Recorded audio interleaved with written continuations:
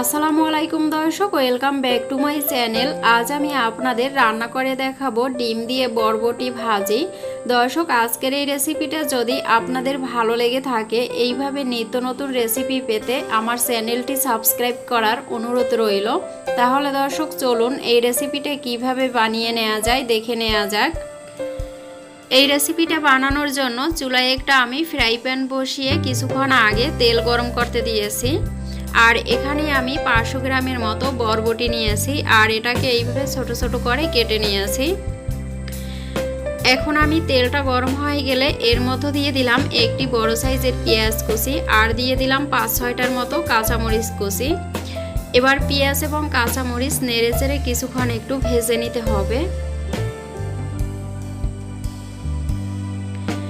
কিছুক্ষণ ভাজার পরে যখন পেঁয়াজটা একটু নরম হয়ে আসবে তখন এর মধ্যে দিয়ে দিব একটি ডিম।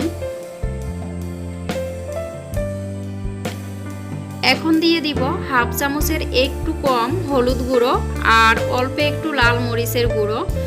এখানে আমি কাঁচা মরিচ ব্যবহার করেছি, তাই মরিচের গুঁড়োটা অল্প করে দিতে হবে। দিয়ে দিলাম স্বাদ মতো লবণ। এখন এই সব উপকরণগুলো ভালো করে নেড়েচেড়ে 2 মিনিটের মতো রান্না করে নিতে হবে। 2 মিনিট রান্না করে নেওয়ার পর যখন ডিমগুলো একটু শক্ত হয়ে যাবে আর এখানের হলুদ এবং মরিচের কাঁচা গন্ধটাও চলে যাবে, তখন এর মধ্যে দিয়ে দিব কেটে রাখা বরবটি। এটা দিয়ে ভালো করে নেড়েচেড়ে মিশিয়ে আবার 2 মিনিটের মতো রান্না করে নিতে হবে। আর চুলার আঁচটা রাখতে হবে মিডিয়ামে।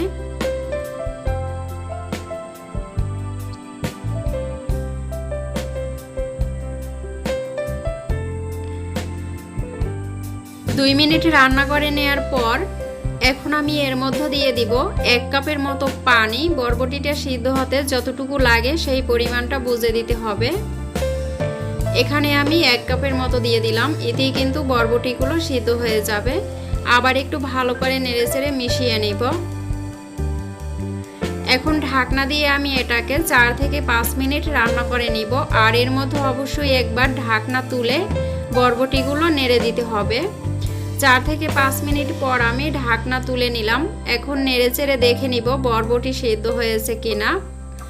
তো দর্শক, বরবটিগুলো কিন্তু এ পর্যায়ে সিদ্ধ হয়ে গেছে। আর এখানে যদি কোনো পানি থাকে পানিটা সম্পূর্ণ শুকিয়ে নিতে হবে। তাহলে দর্শক, এই তো হয়েই গেল দারুণ মজার একটা ডিম দিয়ে বরবটি ভাজি। রেসিপিটা ভালো লাগলে চ্যানেলটি সাবস্ক্রাইব করে রাখবেন। আল্লাহ হাফেজ।